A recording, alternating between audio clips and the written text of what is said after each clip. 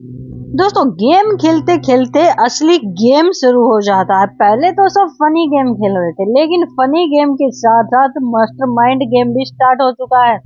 जी हाँ, आप सभी को पता है कि इन दिनों विद्या काफी ज्यादा नाराज रहती है काजल से, और वो नाराजगी आज इस कदर बढ़ चुकी है कि विद्या ने काजल पर हाथ उठा दिया और उनको बीते जो कुछ टाइम पहले विद्या के परिवार के साथ जो बंसल परिवार ने किया था उसका गिन गिन कर बदला लेने की तैयारी कर बैठी है विद्या।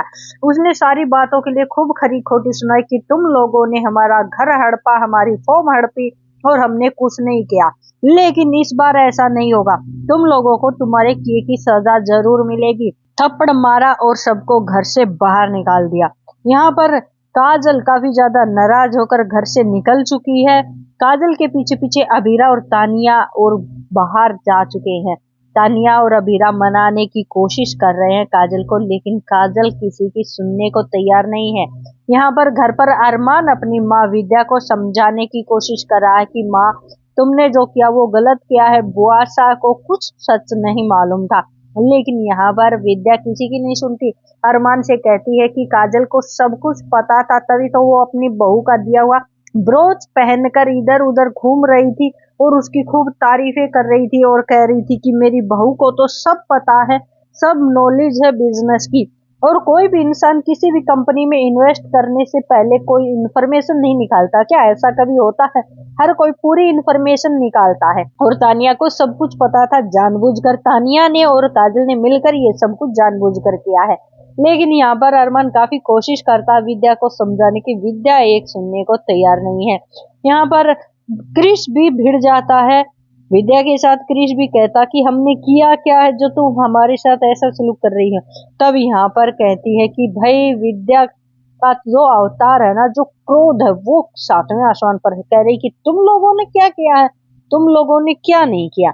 वो उसको भी खूब सुनाती है और फूफाशा को भी खूब सुनाती है। यहाँ पर फूफाशा कहते हैं कि भाई काजल ने पैसे इन्वेस्ट नहीं किए, तानिया ने पैसे इन्वेस्ट किए, और तुम तानिया को डांट सकती थी, तुम काजल को कैसे डांट सकती हो? काजल ने कुछ नहीं किया तो तुमने काजल पर हाथ क्यों उठा दिया?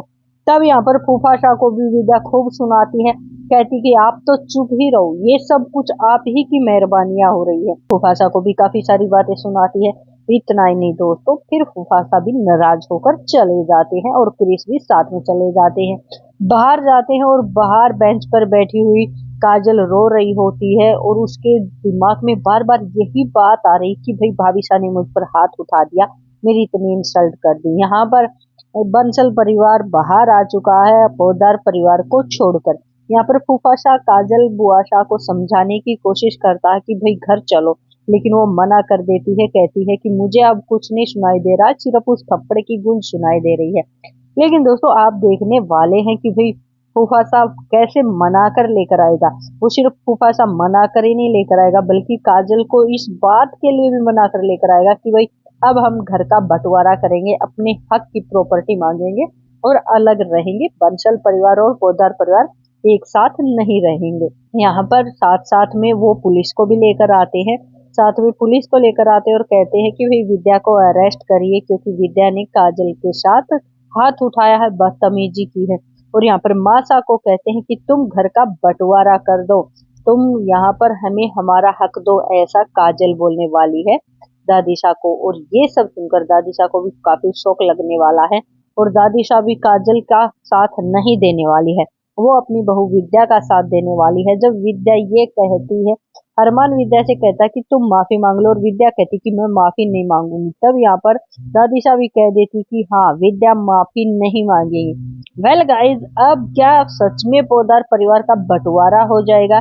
क्या सच में दोनों परिवार अलग रहेंगे एक ही जगह पर?